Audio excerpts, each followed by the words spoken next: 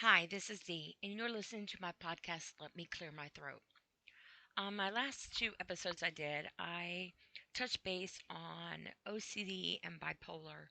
I talked quite extensively in some of my podcasts on different things that I've been going through and kind of trying to self identify myself and come to terms with different things that I have going on with myself.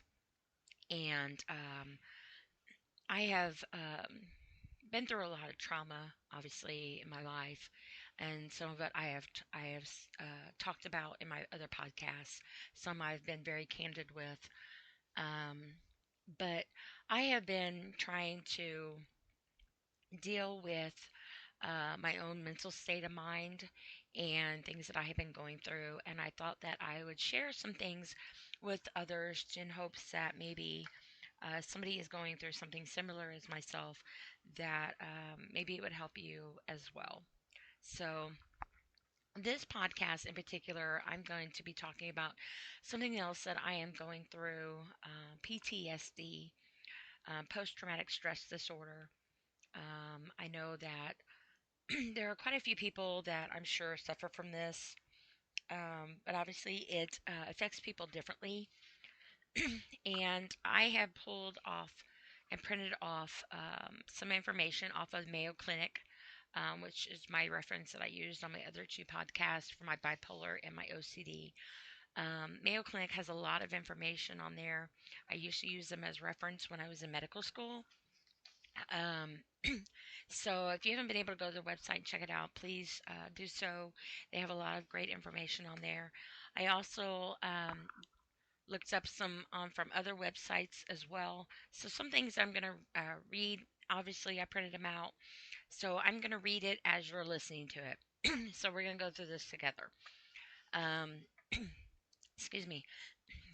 Some things might be repetitive and repeat itself, but I'm just going to read it the way it was written so I don't miss anything. So we're going to start off first with PTSD. PTSD is post traumatic stress disorder. It is a mental health condition that's triggered by a terrifying event, either experiencing it or witnessing it. Symptoms may include flashbacks, nightmares, and severe anxiety, as well as uncontrollable thoughts about the event. Most people who go through traumatic events may have temporary difficulty adjusting and coping, but with time and with good self care, I guess both ways, they usually get better. If the symptoms get worse, last for months or even years, and interfere with your day to day functioning, you may have PTSD. Getting effective treatment after PTSD symptoms develop can be critical to reduce symptoms and improve function. Unfortunately, I suffer PTSD in a lot of different areas. So you might have like multiple things that trigger you, just like different incidences that maybe have affected you at different times. Um, so it might not just be geared to one exact trauma per se. Um, it goes on to say symptoms. Post traumatic stress disorder symptoms may start within 1 month of a traumatic event, but sometimes symptoms may not appear until years after the event. These symptoms cause significant problems in social and work situations and in relationships. They can also interfere with your ability to go about your normal daily task. PTSD symptoms are generally grouped into four types: intrusive memories, avoidance, negative changes in thinking and mood, and changes in physical and emotion reactions. So I know, like with me, some things obviously I've had really bad triggers on, and they almost were kind of immediate actually, and some things were just over in time. And I know some things I've been through in my life, um, like this one instance in particular. I was kind of having I guess you can say a meltdown. And this person that I was with um, was trying to comfort me. And the way they went about doing it, there was nothing wrong with the way they went about doing it, but it triggered a big, huge flashback with me on a point in time in my life that I had been severely abused. And I just went in immediate flight mode, if you will, and just was kind of shutting down and was freaking out. And obviously this person didn't know exactly what I had been through, so it really kind of freaked him out, I'm sure. And obviously I apologized to them because I didn't realize how much of a trigger that set me off, and it wasn't anything that, like I said, they did that was bad. It was just the way that I um, intercepted it, I guess you could say. It triggered a lot of things for me from my past experiences. But that was just one example of it. But obviously, I have several from some very different points and traumatic points in my life. I know, like sometimes when I used to have nightmares and stuff real bad, and I used to have dreams about certain places that I used to live, and it would always go back to those particular places that I lived and those particular relationships. And I never really understood why. And I'm like, why would I go and dream about, that particular house or, whatever? But it was a lot where a lot of my trauma happened. And so even in my dreams, it would take me back to where I had a lot of trauma in my life. And so when it goes on to say, symptoms can occur over time and vary from person to person. Intrusive memories may include reoccurrent, unwanted, distressing memories of the traumatic event. So obviously, reliving the event over and over again. Um, I have done that, unfortunately, with the death of my dad. I had huge PTSD from that. Big flashbacks on it because obviously I had to give him CPR. It was very traumatic and stuff. And with taking care of my mom, there's just a lot there. um, Reliving the traumatic event as if it were happening again, flashbacks, upsetting dreams or nightmares about the traumatic event. Again, I just talked about how sometimes I have dreams about certain things in certain places. Severe emotional distress or physical reactions to something that reminds you of a traumatic event. Kind of like with the incident I just spoke about with them trying to comfort me, and I just kind of went into protective mode of myself and was kind of, I went in, ran into the bathroom, was just kind of, hovering in the corner a little bit and just kind of went protective mode. And like I said, they hadn't done anything wrong. I was just having flashbacks from prior relationships. Um, so it says avoidance. Symptoms of avoidance may include trying to avoid thinking or talking about the traumatic event, avoiding places, activities, or people that remind you of the traumatic event. I know this is a very big thing, obviously, with my grandson passing. It's not really talked about much, hardly at all in the family.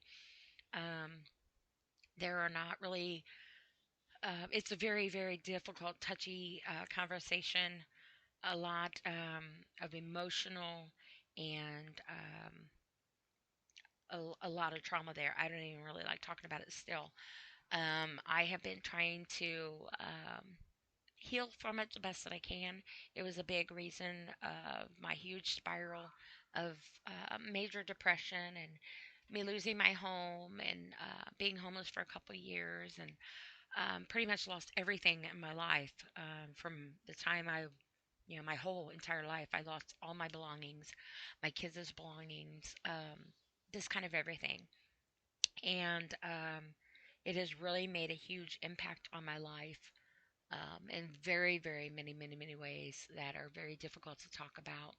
Um, so that's just kind of one of them, incidences like that. It goes on to say negative changes in thinking and mood. Symptoms of negative changes in thinking and mood may include negative thoughts about yourself, other people, or the world. Definitely big on that with me. I've been trying to work on that, which I've talked about. I've been trying to take all the years of negativeness that I've had to endure throughout my life and trying to counteract it with positive, and different people in the world that have obviously mentally, verbally, physically abused me in different ways. Been trying to counteract that and turn it into um, a more, I guess, not positive way of trying to counteract it, but trying to also um, sort it out in a way that it comes to where it doesn't overshadow me, if you will, like it has before in the past. And I'm not saying that I'm doing great with it all the time because I have my moments, but I know here lately I've been really, really trying to catch myself. Um, like if I try to say something negative on myself, like why did you do that? That's so stupid. And I'll try to counteract that with, and stop myself from doing that. It says hopelessness about the future. I've been very big on that. Again, I'm trying to work on that. Um, I know, like with death and stuff, it leaves a very big um, impression on a person, especially when it's so fresh and so traumatic.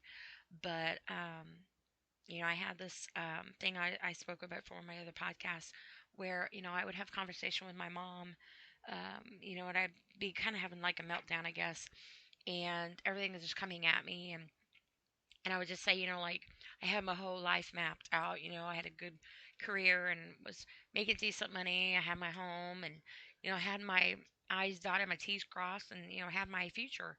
And life looked at me and said, "No, we got other plans." And so then I went to losing pretty much my whole life and myself, and I wear scars on the outside and the inside, very, very deep. And I was just looking and saying, what's the point? You can do all this stuff, and you could try to be all this and all the positive stuff, and try to be a good person and be there for people and try to have your life mapped out. But what's the point? In the end, what was the point of it all? Because I did all that, and then now here I am, and I feel more alone in my life than I ever have. And I have been through things in my life that I never dreamt I would ever, ever endure or ever, ever be a part of. And so I just got to the point, where it's just really, I felt hopeless. I felt vulnerable to myself and to the world. And I was, like I said before, have been suicidal. So I've been trying to work on that, very, very big. It says memory problems, including not remembering important aspects of the traumatic event. This is very true with me too. I've spoken about this.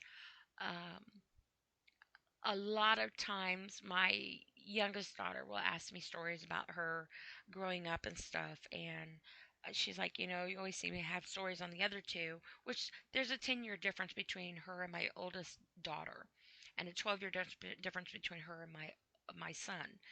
And it's not that, and I spoke about this in one of my other podcasts, and I actually broke down crying in it because it makes me feel really bad.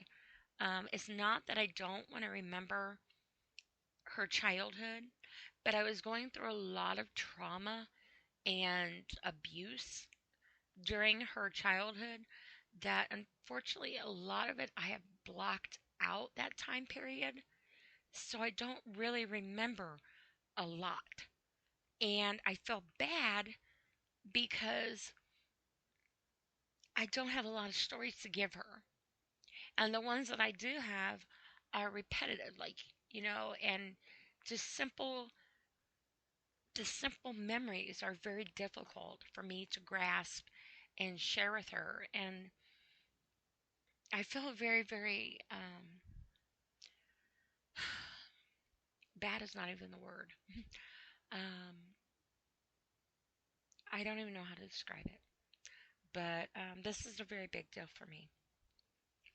Um, and it's obviously not fair to her, but it's not something that I have intentionally have done. Obviously, I have not done that on purpose. I would love to remember things that I try to sit and rack my brain sometimes and try to go over different things and different scenarios and different time frames. And sometimes there's just a roadblock, and I stress really hard to try to remember, and a lot of things I honestly just don't. Um, it goes on to say um, difficulty maintaining close relationships, um, feeling detached from family and friends. That's me. um, Very big. Lack of interest in activities you once enjoyed. Again, that's me. Some things I used to enjoy doing a lot. I'm just kind of like, you know.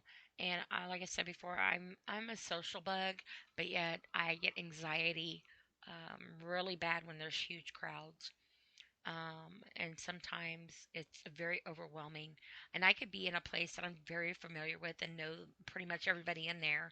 And depending on if I'm having an episode, if you will, um, on whether or not I can handle the crowd. And sometimes I'll like not necessarily hyperventilate, but I'll go into a panic attack or an anxiety attack, and I'll contemplate, oh, I need to go, I need to stay, I need to go, and I've had that happen to me several times, actually. Difficulty experiencing positive emotions. I'm working on that very, very, very hard. I've had so much trauma and pain in my life that it's it's been a long time since something, um, a happy event, if you will, has happened in our family. I know when my youngest daughter graduated, um, I cried like a baby. That was something good that had happened. It hadn't happened in a long time, with everything going on in our family and our lives, and things going on with the death of my grandson and things. And she graduated, and it was just so overwhelming for me. I was so proud of her with everything that she had went through and taking care of me. And she graduated early, and I'm just overly proud of her. And I had a lot of emotions with it. And I think that was pretty much, I mean, obviously the birth of my grandson was a great, very, very great event. My youngest grandson, because I have seven grandkids. One obviously passed away.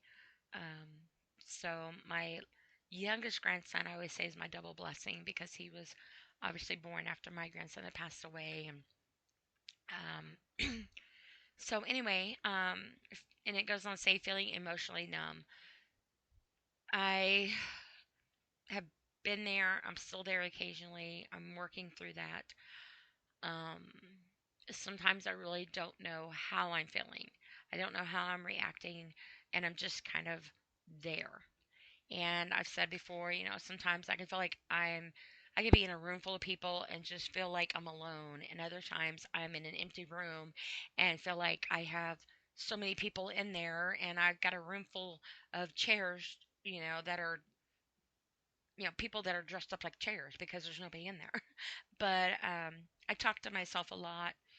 And I've said that before, sometimes, I talk out loud and people think I'm weird. I talk inside my head, and it's very deafening, and I feel like I'm going to implode, and I drive myself crazy. um, Now it goes on to say changes in physical emotional reactions. Symptoms of changes in physical emotional reactions, also called arousal symptoms, may include being easily startled or frightened, always be on guard for danger, self destructive behavior such as drinking too much or driving too fast, trouble sleeping, trouble concentrating, irritability, angry outburst or aggressive behavior, overwhelming guilt or shame. I've had some of these, not all of them. The overwhelming guilt and shame, I I have experienced that a great deal, um, especially where my dad was concerned. I blame myself for not being able to save him, giving him CPR, and I blame myself a lot. I even got to the point where I told my mom once I was sorry that I lived and he didn't, and which obviously my mom didn't say any of that. It was just something we were going through and losing him, and with my grandson passing away. I did try to take some blame on that myself because I should have been there. I should have, just different things, and um, that's a whole different subject. But just trying to understand and wrap my head around things, and blaming myself for a lot, blaming myself um, for obviously the trauma and stuff that my youngest daughter had to go through, trying to take care of me. Obviously, it wasn't her son, but she had to take care of me. And she was very young. She was like 13 at the time, I think. And she had to keep me alive. And she would always be, Mom, you need to get up. Mom, you haven't ate. Hey, Mom, I'm going to apply for you a part-time job so you can get out of the house. Which position would you prefer? And, she was filling out my job application. And she was in the bathroom with the door locked, so I couldn't stop her. But she, and obviously I blame myself a lot for not being pulled together, because I'd always been the person that had to be the strong one and held my family together. And, uh, I was a single mom raising my kids by myself and, a great deal of their life. And, I had my stuff together and I completely fell apart. And I have a big, huge, um, a very big, huge hole in myself for that. Even though I know that nobody handles trauma um, with a playbook, I guess you can say. There's no right way to deal with things, um, but it doesn't mean that it takes your guilt and your heartache away and wish that you could do things differently. But my mindset is differently now than what it was then. And I have watched myself change from having my life together to somebody I didn't even know to now trying to rebuild myself and to learn myself all over again, but also realizing and self identifying that I am not either one of those people, again, that I'm not either one of those, um, I'm not, I'm not those people anymore.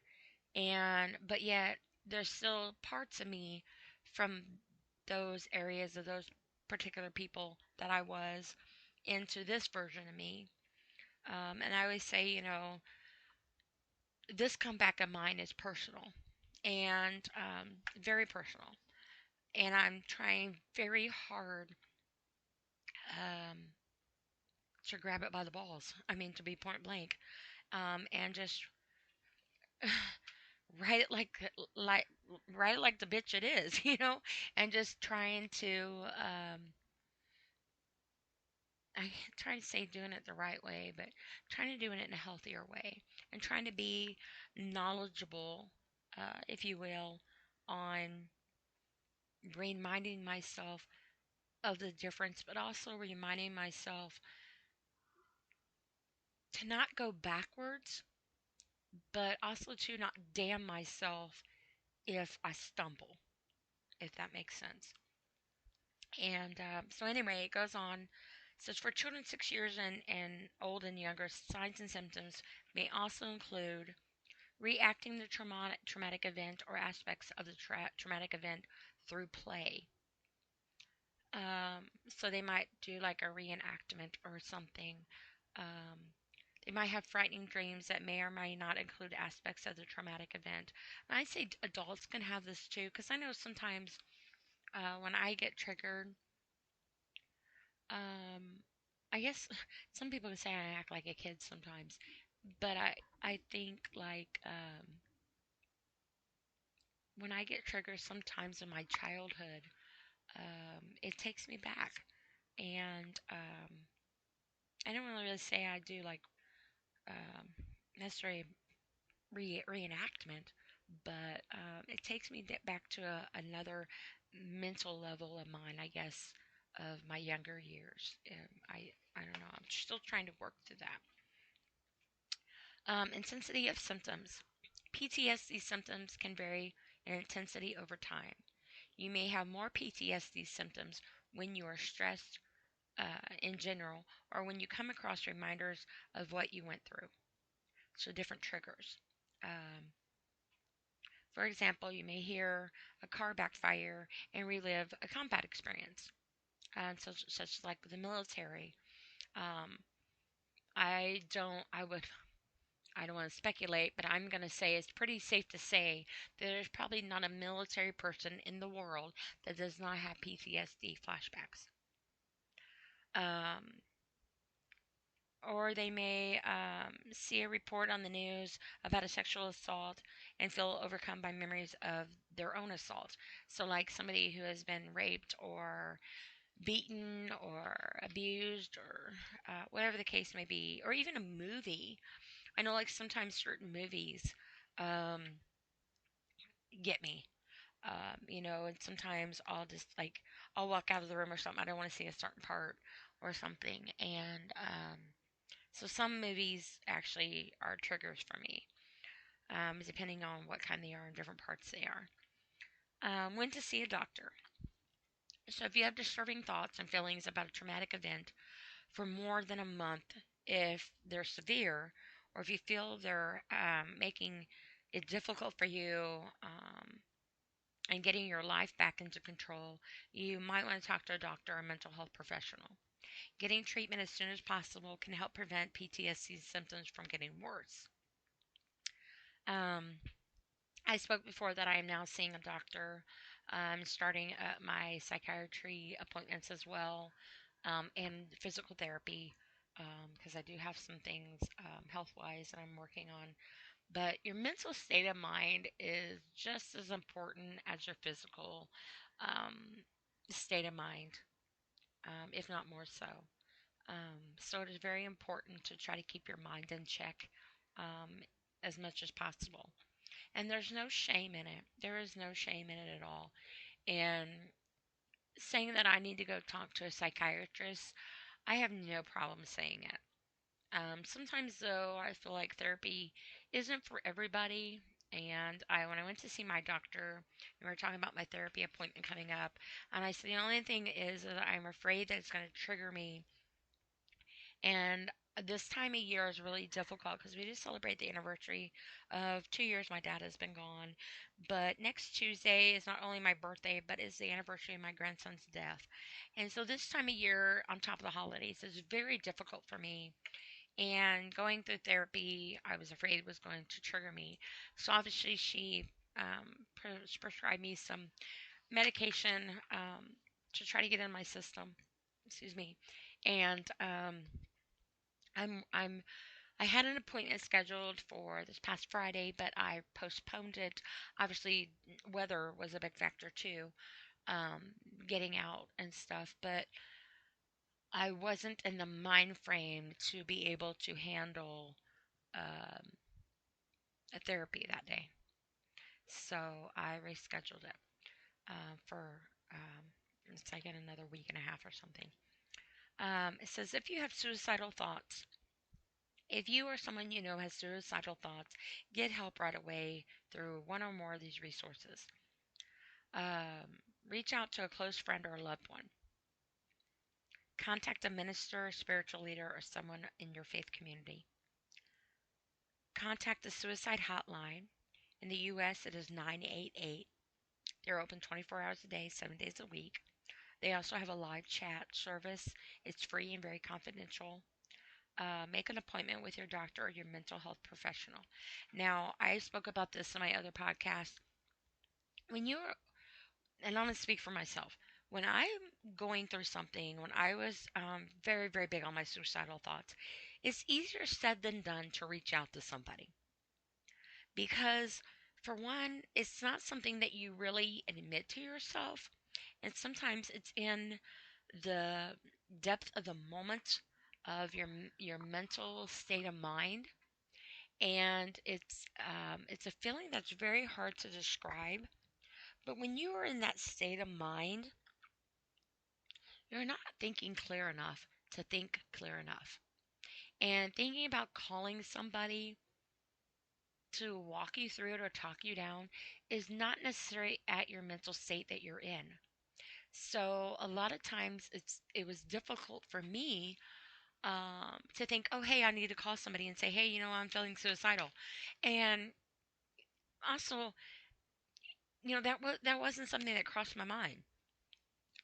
Or a couple of times I would text somebody and I would say, I'm having a really bad night, I'm in my feelings, um, and either they didn't respond because it might be late at night, or they were like, oh, I'm sorry to hear that, and that was pretty much the conversation. Or finding somebody that you can trust enough with that level of your mental vulnerability. Because I know, like, some people like to throw it in people's face, use it against them, misrepresent it, misunderstand it, try to turn it around, and gossip about it. And I have had that in my life several times, that now I just kind of try to deal with it myself. But obviously, it was getting to the point where um, that wasn't a good idea for me. And I am very thankful at this moment in time that I have been able to get help and have been able to talk about it, but also to be able to accept where I've been with myself, and to also um, be at the mental point in my life right now where I do try to talk myself through it. Um, I laughed at my doctor and I said, I'm trying to be a responsible suicidal survivor. And I said, I don't know if that makes sense, but I'm trying to be a responsible survival of suicidal thoughts. And it's a journey. It really is. And people will say, oh, I try to get a hold of you. I try to call you. I've reached out to you. Um, you don't respond. You don't answer. You know, whatever whatever it may be. And it gets to the point where you think to yourself, um, this isn't about you. This isn't about me not trying to respond to you. This isn't about me ignoring your phone call. This isn't about me not answering a text message or talking to you. This is me in a mental state of mind that is kind of overwhelming and indescribable, and you're not in the mind frame to comprehend um, anything less than what you're going through at the moment. And so it's very difficult to reach out to somebody and make that step in that direction. So a lot of times people, unfortunately, they don't want to die. They just want the pain to stop. It's just overwhelming. And a lot of suicides are accidental, and I know when I used to clean crime scenes for a living, we did a lot of suicides. A lot of suicides. And it would just break my heart.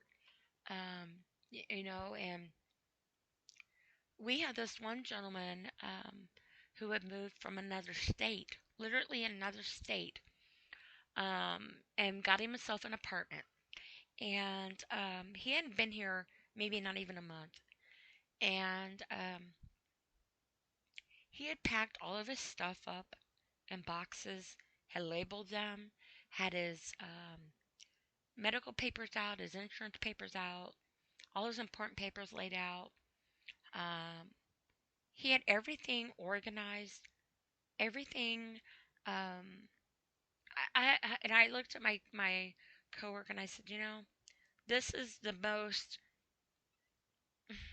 considerate um, suicide I've ever known. And I say that with respect to the gentleman that felt no other option. because he moved out of state so his mother wouldn't find him. Um, from she wouldn't walk in to find him um, from the state. He was trying to protect her from walking in and finding him dead. So he moved across state lines and he left the door unlocked, called 911, told them that the door was unlocked, and told them that he would be there. And so that way he wouldn't be lingered and he would be found. And obviously, when they got there, he was gone. Um, and this was very, very heartbreaking. Now, that obviously is a whole different level, but he was also, we had found like little electroid stimulating things for his brain and stuff. So obviously, he was going through a lot of mental anguish and stuff um, that he felt no other alternative. And it breaks my heart that somebody had to feel that level of whatever he was going through. Um, Obviously, is something that I hope I never get to that state of mind, and I fight very diligently um, for myself, on my well-being and my mental health, and I have been trying to take the right necessary steps and precautions, if you will, to try to protect myself from myself. It says when to get emergency help. If you think you may hurt yourself or attempt suicide, call 911 or your local emergency number immediately. Again, 988. They're very trained professionals, um, and they can redirect you or talk you through something. If you know someone who's in danger or attempting suicide or has made a suicide attempt, make sure someone stays with that person to keep him or her safe. Call 911 or your local emergency numbers immediately, or if you can do so safely, take the person to the nearest hospital room. I had a very close friend of mine was going through a divorce, and he was a very, very good friend of mine, and his wife was one of my very close friends as well. And actually, I introduced them together. But anyway, they were getting divorced. She was divorcing him, and he didn't know how to take it. And he was supposed to be helping me to pick out a vehicle, and I couldn't get a hold of him. And I would call him, and he sounded very, very strange. He was slurring his words. I couldn't understand him. We kept getting disconnected. It was very out of character for him. And I called his mother, and I was like, I'm very concerned. I don't know what to think. I can't get to him, because I don't have a vehicle. And he lived a good, like, hour or so away from me. And so, anyway, his brother went over there. And what had happened was he was drinking, but he was also sitting in his vehicle in the garage with the motor running.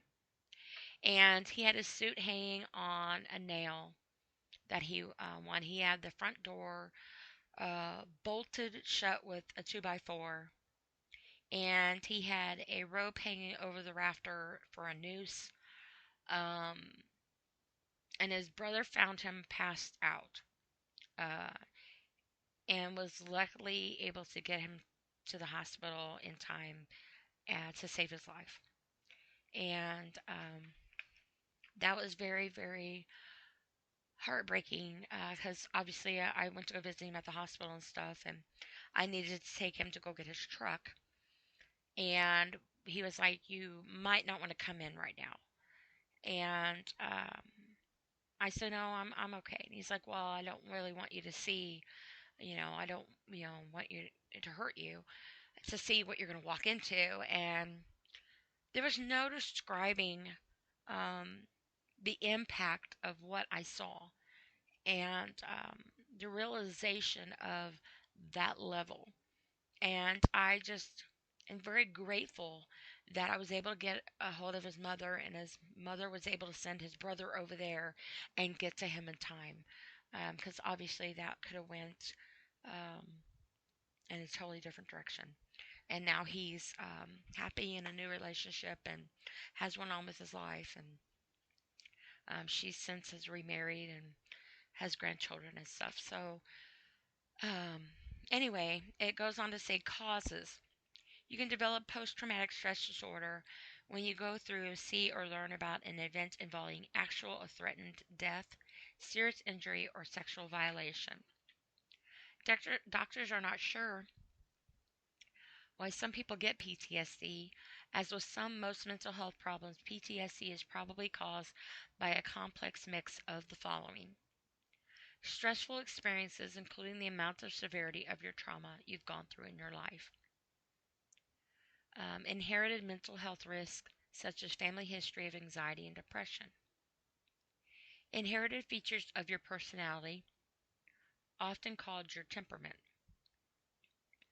the way your brain regulates the chemicals and hormones your body releases in response to stress. So sometimes it could also be related to uh, your the way your brain functions and your body and your genetics and your upbringing and obviously different environments you've been in. Um, can obviously all play a factor in this as well. Risk factors: people of all ages can have post traumatic stress disorder. However, some factors may make you more likely to have PTSD after a traumatic event, such as experiencing intense or long lasting trauma, having experienced other trauma earlier in life, such as your childhood abuse, having a job that increases your risk of being exposed to traumatic events such as military personnel, first responders. I used to always say that when I used to clean crime scenes for a living, I used to say it was very therapeutic for me. And people would look at me like I was crazy. And I would say, let me explain. Because at the time this was going on was when my grandson's death had occurred. And I felt very helpless in my situation, dealing with such a traumatic event in my life and what was going on and trying to cope with it and handle it. And I was very, very helpless in that area. But when I was called to a scene and obviously I was supervisor, so I had to work with the family, had to get to know them and their story, and obviously go through the scene and the event and stuff. And it was heartbreaking, obviously, for many, many reasons, but it was therapeutic for me in a sense that I was able to take this traumatic event that this family was going through that felt so helpless themselves, and I was able to intervene that for them and take the big um, the big part of the incident, if you will, and relieve them of that part. And many times the family would be like, I don't know what to do. I never knew that places like you existed. Um, I never had to go through this before. There's no way I can go back in there. I don't know how to handle this. Um, Many, many times I would leave when we finished the scene and clean up, and I would get a hug.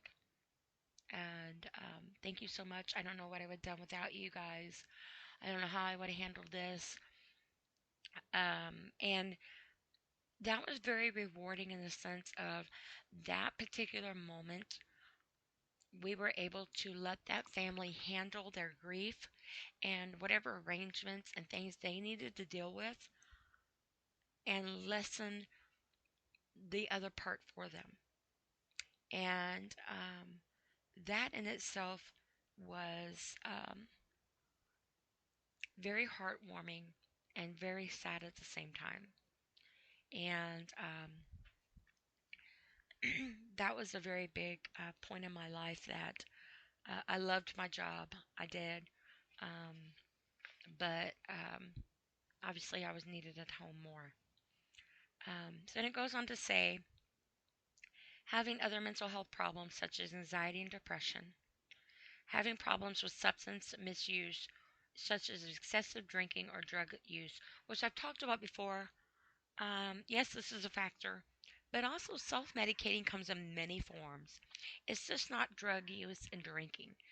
Some people are kleptomaniacs, some people um, have eating disorder, some people are compulsive shoppers, some people um, have um, overactive sexual encounters, if you will, just trying to have that sense of whatever it is that they're missing out on and they need.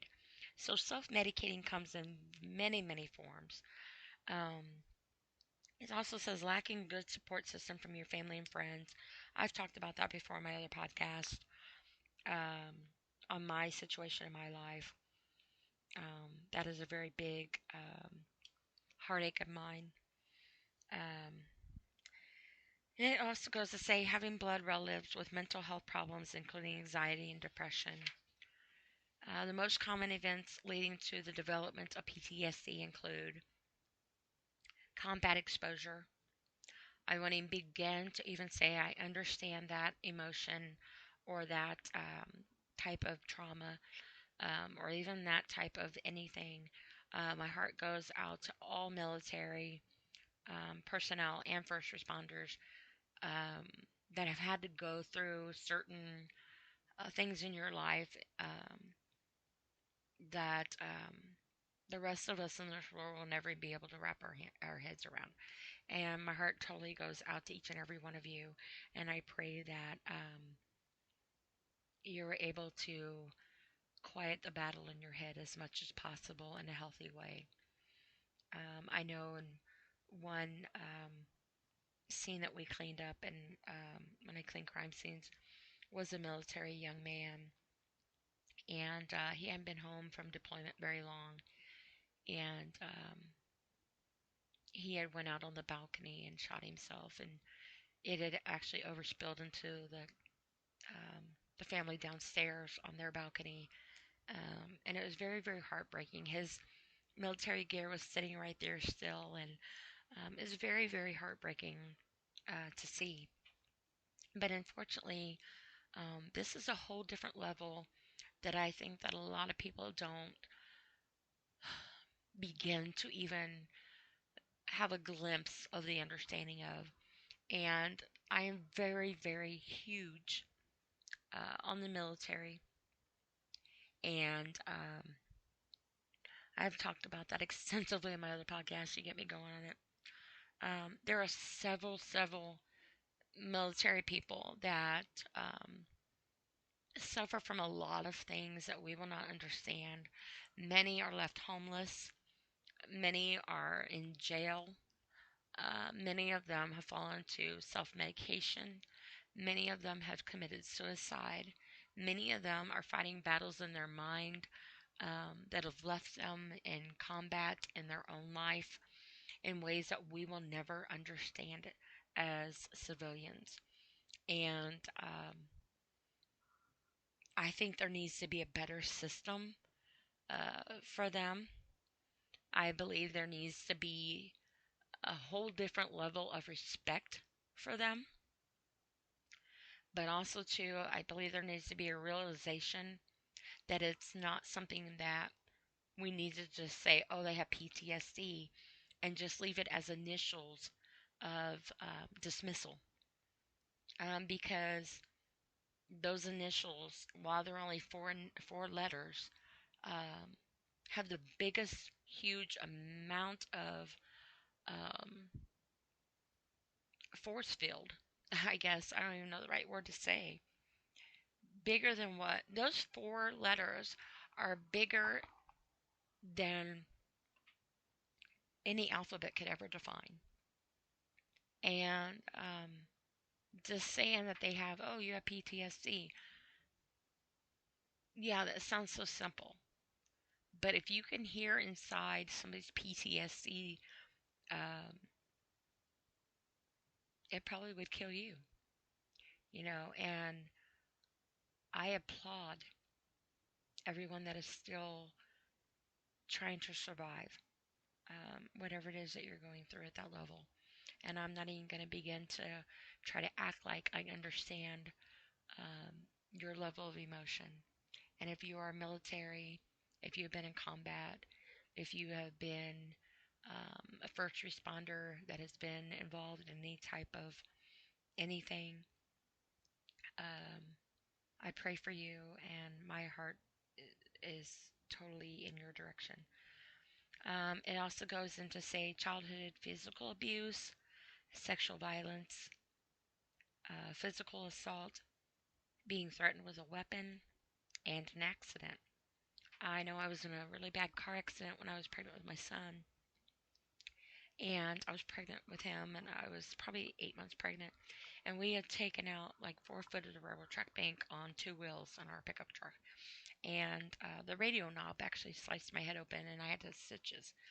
But for a long time, I couldn't even sit up in the front seat and handle driving down the road, and my brake on the passenger side wasn't working. And there were some points I would have to lay back in my seat, and we had a sunroof, and I would just look up at the sky, and I'm like, okay, I can't do this either. And it was very difficult for me. So obviously, accidents are a very big, huge thing, and I know like um, the really serious car accident we had out front of my house in November, I talked about where a lady had passed away. Her and her son was ejected from their vehicle. I'm not for sure if the guy was or not, but she died instantly, and I was the first one there. And yeah, obviously I wasn't in the car accident, but walking up to that, and I mean I didn't. I was calm through it all. I was trying to get the little boy. I had the little boy laughing, so they could put the back brace and stuff on him. And I was in calm mode, but now when a car goes by fast, um, it amplifies sometimes. And I said that, like when that accident happened, it was very, very, it was very, very bad. Um, he was well going over 100 some odd miles going down this road, and had hit the guardrail, snapped the utility pole in half, yanked all the wires out of our house. I just pulled them right out. Our electrical and our cable, ripped them right out. Took out the fence, went up into the field across the street, um, took out all the fence and landed up against another pole, and basically a whole block. And it ejected her and the son, and it was very loud, shook the house, obviously, and it took a while to get everything hooked back up because it was a lot of damage. They had to put a new pole in and stuff. And just last week, uh, I was in bed. It was late. It was dark in the house, obviously, and all of a sudden this vehicle comes zooming around the curve again, and a big loud noise, and the house shook again. The power went out again. I'm like, are you kidding me? Are you really kidding me right now? Again? And so I go outside and I see this big, box truck going down the road. I can just see their tail lights. And I'm looking around to see if there's any car wreck. And what had happened was this vehicle had went through and was too tall and had hit our power line and ripped our power line back out of our house again.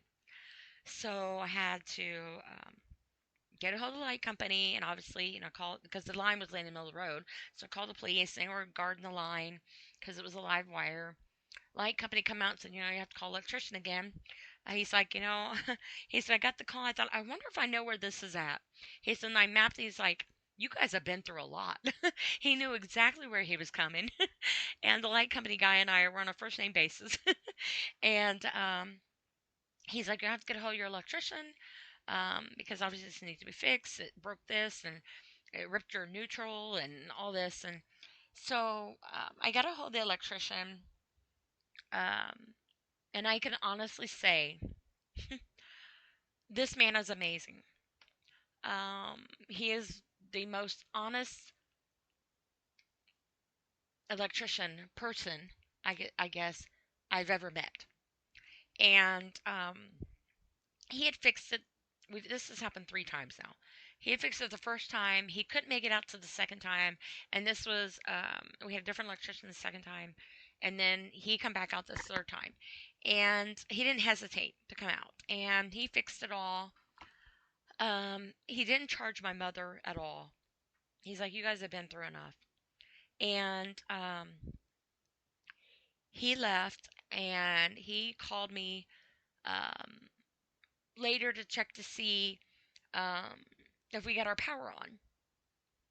And I said, well, yeah, the light company came out and hooked us up, but I'm having a problem with our lights because they're not wanting to stay on. Like something is tripping them or something. The breaker's not tripping, but the lights keep going on and off. And it was concerning. And I said, I don't know what to do. And he's like, um, give me 45 minutes and I'll come out there and I'll look at it for you. And he's like, we're going to get a really bad cold come through in the weather, and I don't want you guys being without electricity and heat. So he drove 45 minutes, and it was nighttime at this time. I mean, it's still daylight out, but it was in the evening. And he opened up the electrical box, and he was like, um, let me go to my truck. And he said, I think your main breaker is bad. And so he went out to his truck and he got a main breaker and he brought it in and he switched it out and hooked some, the stuff or whatever up. And that was what it was.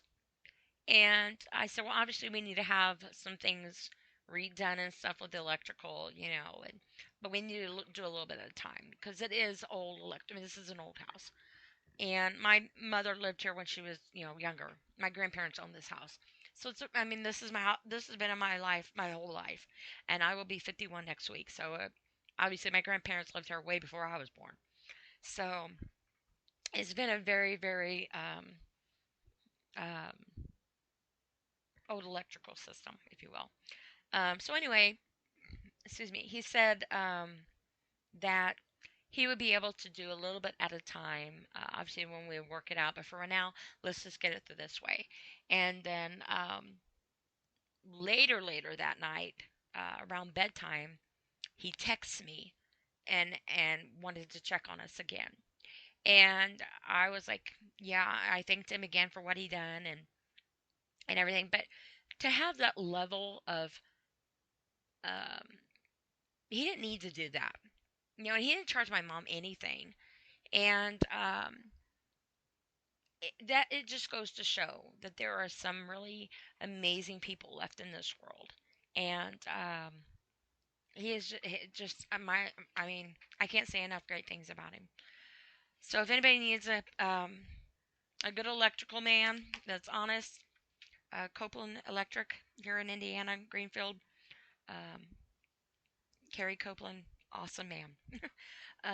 So anyway, it goes on to say many other traumatic events also can lead to PTSD, such as fire, natural disaster, mugging, robbery, a plane crash, torture, kidnapping, life threatening medical diagnosis, terrorist attack, and other extreme or life threatening events. Um, this is a big variety of things. Obviously, some things I have not been through, and I'm not even going to begin to even know what that level is. Um, but I do respect uh, the emotion of the level of darkness that it can take you. And I'm not even going to begin to act like I know what other people are going through on that. Um, but again, my heart goes out to everybody that is suffering through any type of trauma or anything in your life. Um, it breaks my heart to know that um, people are going through things like this. It says complications. Post traumatic stress disorder can disrupt your whole life, your job, your health, your relationship, any enjoyment of everyday activities, depression, anxiety, drug use, alcohol, eating disorders, suicidal thoughts, all big factors. Even after surviving a traumatic event, um, PTSD like symptoms at first, you may be able to stop thinking about what happened. Fear, anxiety, anger, depression, guilt, all are common reactions to your trauma.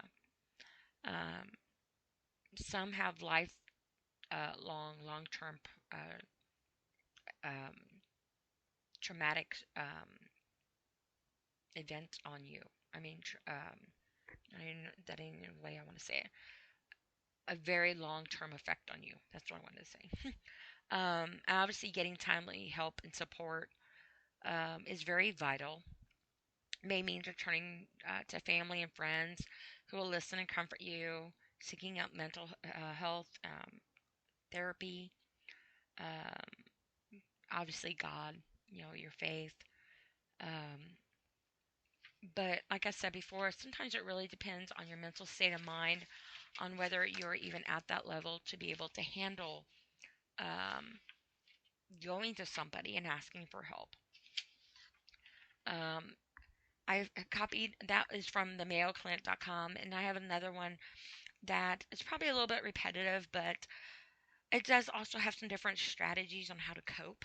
I would like to go over. It says PTSD, a stress disorder, mental health condition that can develop from experiencing or witnessing a traumatic event. It can have a lasting impact on the brain and can lead to improper processing and storage of traumatic memories. People with PTSD may experience symptoms such as recurrent memories regarding the event, traumatic nightmares, dissociative flashbacks, hypervigilance, engaging in risk taking behavior, and have an exaggerated startle response. I know, like some people, um, obviously, like people that are in prison, um, you know, when they get out of prison, they have to adjust being back into society, and even being able to adjust of uh, being able to make decisions or not having to ask to go, can I cross or can I come out of my room or my cell or can I go to the bathroom? Can I take a shower? Whatever it is that they're doing. I mean, I'm not going to begin to know what it's like to be in there. But also constantly having to watch their back, not getting shanked or getting beaten or getting jumped or, whatever the case may be. So they get very startled, or obviously on defense. Research also shows that PTSD can impact several areas of the brain. Um, so, obviously, parts of your brain play an important role in several functions, including accessing what is in the environment, what is considered a danger, fear conditioning, a memory consolidation. So, you might like assess the environment that you're in and try to troubleshoot. Um, Knowing your surroundings, or obviously um, some things might have you on alert of different post trauma, or if like you're say somewhere and a couple gets into a really bad argument and um, you might get triggered on something that you have been through that might make you go to a different place in your mental state, just from the argument loudness and severity that it represents to you, not necessarily exactly what they're arguing about, if that makes sense. Um, so says some people may have an imbalance in certain neurotransmitters, such as their serotonin and um, I done lost my place on this paper. I'm sorry. Nor I'm gonna pronounce this wrong. Norep. You know what? Another part of your hormone. Okay. I used to be able to pronounce his words so well that I don't know. Norepinephrine, something like that. Anyway, which contribute to symptoms such as depression and anxiety. Overall, PTSD can have a profound impact on the brain, affecting various areas that are critical for emotional regulation, memory, and decision making. So sometimes you might be in something and you're just not thinking clearly, and you make very bad decisions. Different coping mechanisms. It says there are several healthy coping strategies that can help alleviate symptoms of PTSD. Some of them are the following: deep breathing. Deep breathing exercises can help reduce stress and anxiety by slowing down your heart rate and relaxing your muscles. Progressive muscle relaxation. This technique involves tensing and relaxing different muscle groups throughout the body to help reduce muscle tension and anxiety. So you might just like tighten different parts of your body and release it, and tighten and release it. Mindfulness. Mindfulness techniques can help you become more aware of the present moment and reduce anxiety and depression. Exercise. Regular exercise can help reduce symptoms of PTSD by improving your mood, reducing anxiety, and promoting better sleep. I know when I was going through a big, huge depression, when I went through my first divorce, um, I worked out a lot. And exercising is very good for depression. It really is. At least it was for me. Social support. Talking to friends and family members can help reduce feelings of isolation and loneliness, which can contribute to depression and anxiety. This, I'm on the fence with this one because uh, it really depends. Because I have tried before to go to different members of my family and friends, and actually it made me feel worse. And it really triggered a lot of things with me. So it really depends on what kind of support you have and the people in your family and your friends and stuff. Now I will say I do have some friends, um, one in particular that has taken me for everything that I am, of my good and my bad days, and she loves me regardless. And um, she's a wonderful person. And obviously my youngest daughter has been there for me, and had to basically keep me alive, sadly. Self care. Engaging in activities that you enjoy, such as reading, listening to music, or taking a warm bath, can help reduce stress and promote relaxation. Um, Depends on what mood I'm in on whether I can listen to music. And sometimes I would take a bath so long, I would fall asleep. And my kids just have to knock on the door to make sure I was awake. Um, and reading, it really depends on where my mind is at.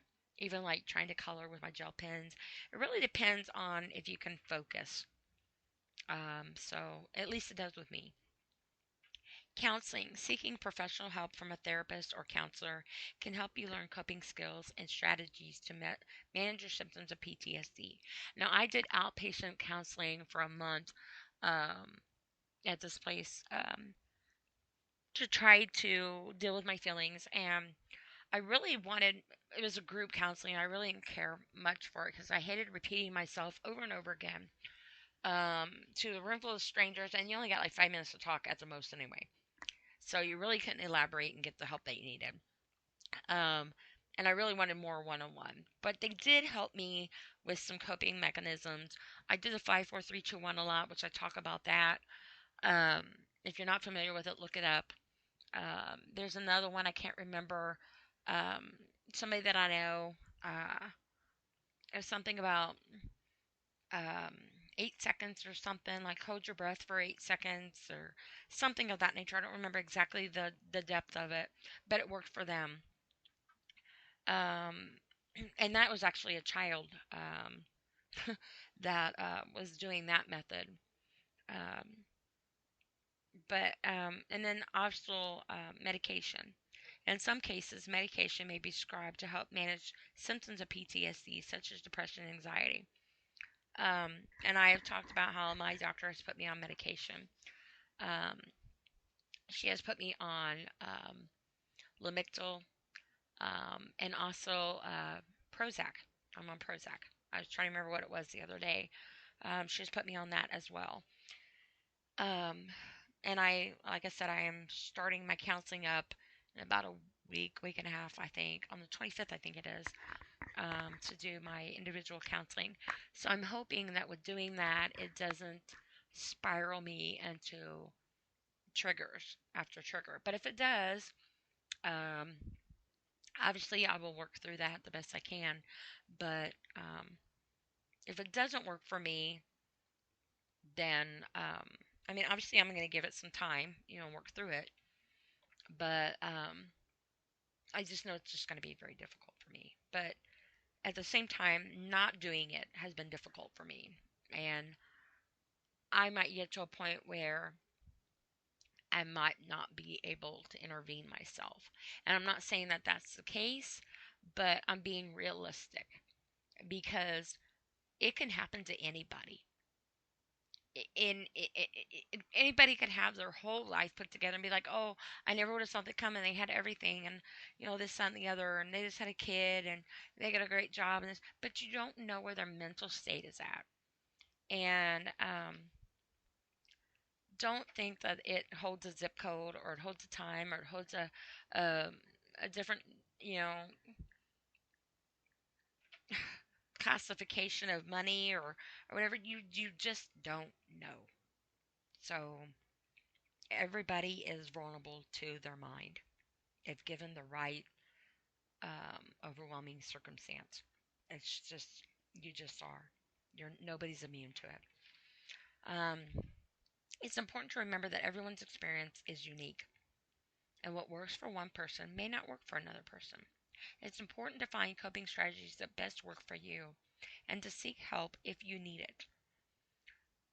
I've said too that sometimes my anxiety would be so overwhelming, so bad. Even driving down the road, I felt like I was like gonna, I couldn't even, I had to roll the window down to breathe. I mean, it was just so overwhelming. I was hysterical. I was crying. I was trying to get my breath. I couldn't concentrate on seeing and driving. And um, sometimes at home, it would just be overwhelming. I'd be crying and just, breathing real hard. I used to hit myself. I used to self mutilate.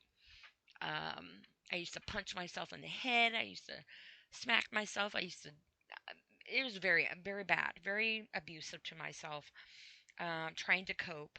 Um, one time I think I hit myself so hard that it broke my tooth and lodged it in my nasal cavity. And when I had my teeth pulled, they found a slither or whatever part of my tooth in my nasal cavity. And I actually felt it break off. And, so it's a thing. It's really a thing. And I'm trying to remind myself when I get to that state to intervene it. So lately I've been trying to redirect myself, if you will. I'll start doing the alphabet. I'll start counting.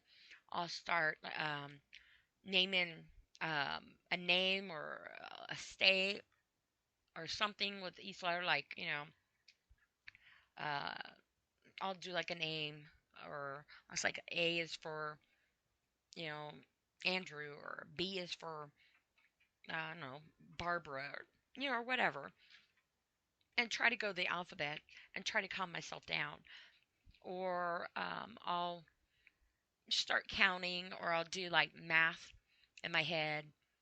1 plus 1 is 2, 2 plus 2 is 4, 4 plus 4 is 8, and I'll do that, or however I do it, and try to calm myself down and redirect my head. And sometimes I'll end up crying myself to sleep and just dealing with the pain. And also too, I pray. I pray very hard for God to calm my head down and to ease my heart and uh, just hold me. Just hold me and be what I need, even when I don't realize I need what I need, and just be there. And obviously, thank Him for my blessings and everything that He continues to help me work through, and the strength that I've got that I'm trying to learn. And thank Him for reminding me to be the person that I am, and thanking Him for my blessings. And that's a very big, huge thing for me. I mean, I've always had, my faith always says one thing I didn't let go of, but I can also say that even though it's not something I've let go of, it's not something that I needed it more in my life. I needed to embrace it more. I needed to focus on it more. And I needed to stop taking my gift of life for granted. And it wasn't my life to give away and take. Um, it wasn't my soul to sever, um, if that makes any sense. And I've prayed to Him very, very deeply and wholeheartedly, um, out loud and in my head. I've cried to Him. Um, I've very much have opened up to Him, been honest with Him, and trying to hope that He understands where I'm at and being patient with me, and helping me to learn how to grow as a woman, as a mother, as a grandmother, as a child, as a human being, but also as a child of His. And trying to keep my faith intact and knowing that I'm worth fighting for, and praying that He understands um, my level of mentality, and however He does it, I thank Him for all the blessings and um, people that He has sent, uh, blessed me with in my life, that have helped me to get at the level state of mind that I'm at now. And the um, the angels, if you will, that whisper in my ear to reassure me that, you know, keep going, keep fighting, keep your head up, you know, and not in so many words, obviously, but just a positive reinforcement behind it, and reminding myself to listen and to take uh, the positive stuff out of it. I always say life is a blessing box. You take what you need and leave what you don't. And because what you don't need, somebody else might. And don't get greedy, and think, be thankful for your blessings, but also remind yourself that you are a blessing as well. So anyway, obviously PTSD, it takes a lot of time and patience, and unfortunately, to some people, it can just sound like a bunch of letters shortened down on a word. And I can read this and I can go over things till I'm blue in the face, but that doesn't necessarily mean that it's going to uh, help you in the sense of alleviating whatever you're going through. However, I do hope that these are some tools that you can take from here and maybe be able to relate to some things that I have said. Um, but again, I know everybody's situation is different, and I'm not even going to begin to play that I know what you're going through. 'Cause I don't. Everybody handles everything differently. But I will say this: do not let anybody tell you that you just need to get over it. Do not let anybody tell you that you are wrong to feel the way you feel. Do not let anybody tell you that you are any less of a decent person, a good person, and worth fighting for than what you are, because you are. You are worth fighting for. You are a good, decent person. You've just been through some stuff. Don't let anybody belittle that, especially if they don't understand where you are. Sometimes people need to be educated, but there's a right way and a wrong way to do it.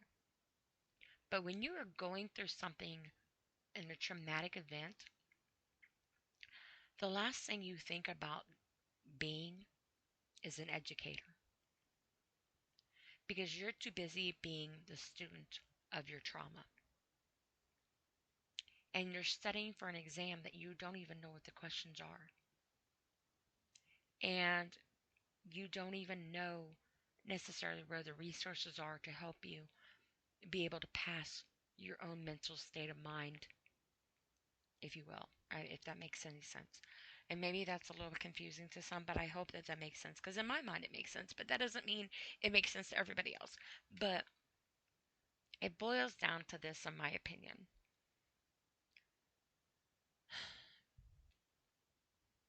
Don't give up. Please don't give up. Fight for yourself. Fight for those you love. Even if you don't feel like they love you, fight for those you love.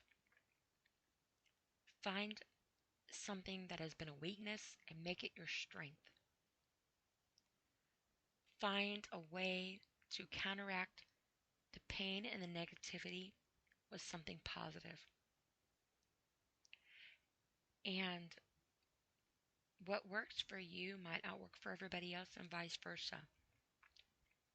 But there is no shame at all to cry, to be upset, to hurt, to need help, and to not be able to deal with anything at the moment. Because sometimes you need to just step back and learn how to take a breath. Because the breath that you're taking is suffocating you. Because you can't breathe.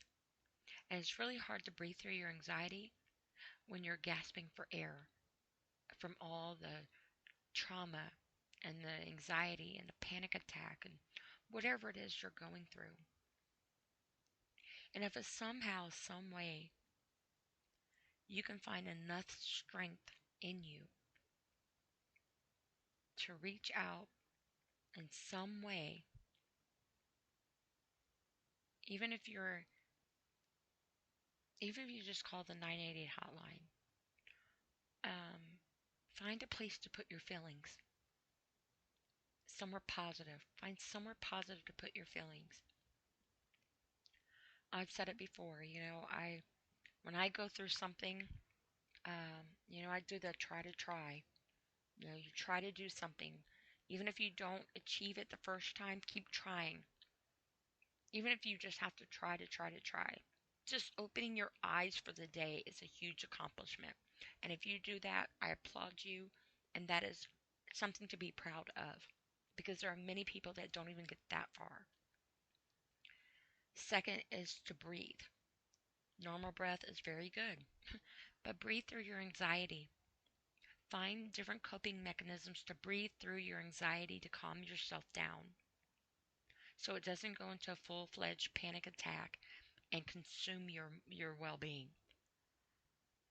And third, and most important, I learned, I wish I knew in the beginning, is to find somewhere positive to put your feelings. And I have found, I write poetry, I do crafting, I do a lot for the homeless, I help people a lot.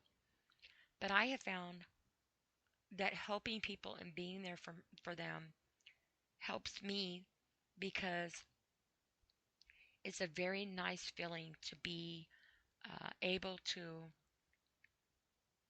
take the pain and heartache off of a person, if even for a moment. And I always say, if I can make somebody laugh or ease somebody's pain for just a moment, then I know at that moment they were not hurting and suffering, and maybe that moment they can actually get a breath and try to take their next breath and eventually try to find a way to keep breathing where they don't want to give up and not have any more breaths to give. So, mentoring or even my podcasting has helped me a lot. Um, I've been very open, very candid, very forthcoming with myself. I'm not sugarcoating anything about me. This is who I am. I've been self-identifying myself. I've been owning my life and owning me, and I'm trying to give back to me what I have taken from me and what other people have taken from me. Am I succeeding? Yes and no. It's not something that's going to happen overnight. It's not something that's going to happen in a few podcasts. I have almost 51 years of my life to overcome. So it's a lot of hard work, and it's going to be probably a lifelong event. But as long as I'm moving forward and I'm still taking a breath and I'm still opening my eyes in the morning, then I'm going forward. And sometimes in life, the first step is always the hardest. And I have learned that in my life. And if anybody is going through anything like that, like I said, my heart goes out to you and I pray deeply for you. And I hope that you find what works for you. I really do. And if you need to reach out and get help, please do so. Please don't ignore yourself. Um, write positive notes around the house if you need to. Find positive focal points. Try different coping mechanisms. If even if you just need to, um, something simple, and then work on something simple, and then work your way gradually. Don't overwhelm yourself because that in itself can be traumatic event as well. So I hope this has been a lot of information that's been helpful for you. If you haven't checked out my other podcast, please do so. Um, I hope I haven't bored everybody, but this is real life. This is me, and I'm sure there's a lot of people in this world that are going through far deeper things than what I am. But I do hope that this sheds a little bit of um, positiveness. Trying to learn how to talk here in your direction, as well as my own. And like I said, I can't see who sees these podcasts. All I see is the squiggly lines on my computer. But I do know that even if I just help one person, I've made a difference. Even if it's just myself. And I am working on trying to make a videos thing. I mean, I know I've talked about this several times. I'm trying to learn how to do that. I thought about just recording myself, not necessarily a live event, just do a pre-recording and maybe trying to get a YouTube channel or something, and posting it on there. I will obviously let you guys know how that's doing and give you that channel when it comes up and arises. So until then, I hope everybody has a great night. And as always, if you have dedicated this part of your life to me, I always say that's one thing in your life that is most valuable and precious and irreplaceable is the time in your life. And if you have given it up to take the time out to listen to me, thank you so much, because that means a lot to me, because I know that's a part of your life you'll never get back, and you have dedicated it in my direction, and I thank you very much for that.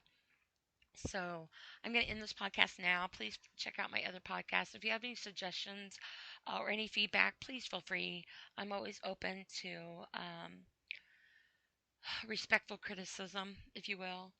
And obviously, if you have a story or something, or ideals on something, I'm all ears to want to hear and listen. Um, and find something that works for you as well. Even if it's making your own podcast, and talking about things, it might just be the very thing that you need as well. So, on that, again, I hope everybody has a safe and blessed night. Is in my neck of the woods, it's very cold, so please be safe out there, and be safe in your head. And have a blessed evening. Good night.